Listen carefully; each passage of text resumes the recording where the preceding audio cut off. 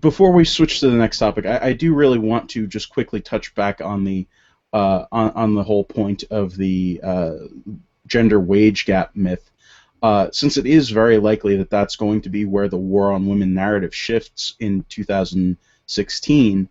I think it's probably something for us to look into and try and figure out how to diffuse and bring the subject more into our favor here. I read another article by Christina Hoff Sommers. That's her name. Who's a great feminist with the American Enterprise Institute, if I'm not mistaken. And she's a professor. She writes all about these issues. She was actually pretty big in the Gamergate community. We've talked about her before, and something that she wrote on this issue of the gender wage gap and how it's a myth. Talking about if you control for the various proclivities of women and men, that the reasoning for the gender wage gap becomes very obvious.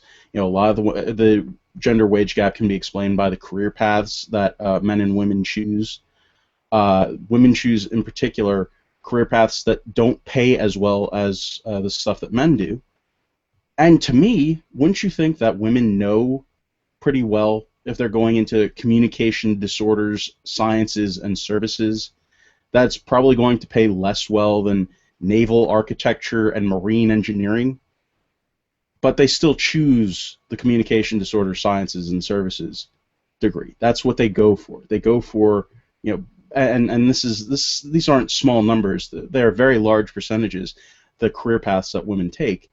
To me, I think that a good question to ask is, don't you think that women know what they want to do, and aren't you just trying to sort of rain on their parade by saying, oh, hey, no, you should go and do something else because it pays more money?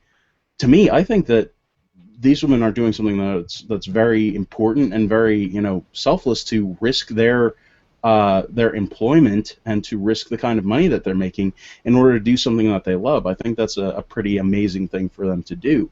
I don't see why it's a bad thing, and why people like Hillary Clinton, I'm sure, and all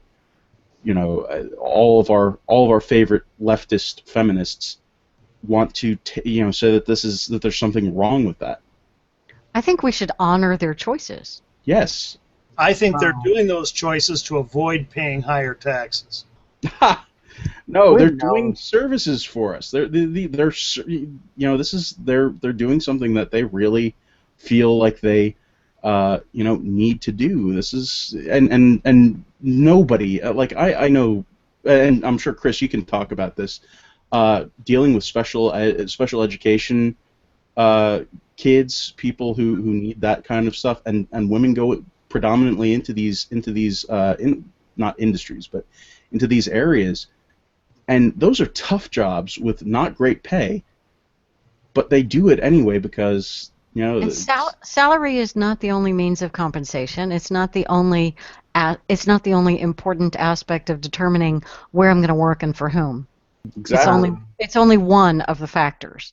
I just think it's interesting that we're talking about how the disrespect, I guess, for the different career paths that women choose, while we've known for years that, like, for example, Hillary Clinton has disrespected stay-at-home moms, even though that's a perfectly valid career path that so many women choose. I mean, the idea that a woman has to choose a specific career path that makes more money or driving them towards that, I just think that's wrong. One thing we got to keep in mind is people aren't going to give us the time to build up to the punchline. So lead with it. And what I would just say is this, and when somebody says, the wage gap, 23 cents or whatever, I go, actually, all things being equal, it's 5 cents and shrinking. Then you can build from there, okay? The actual wage gap is about a nickel, and it's shrinking. All right?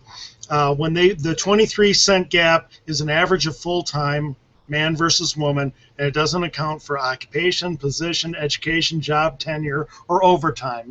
All the things that create higher wages. It doesn't account for any of them, okay? So when you factor all that out, it's about a nickel difference, and that's falling. they use the war on women and they use that whole line of thinking as an attack on Republicans. What if if it goes over the counter and Republicans pass it, then they don't have that anymore. They can't say, oh, Republicans are trying to ban this because it's already accessible over the counter. I mean, it takes away one of their best talking point in 2012, the thing that they ran on and won on. It completely takes it away.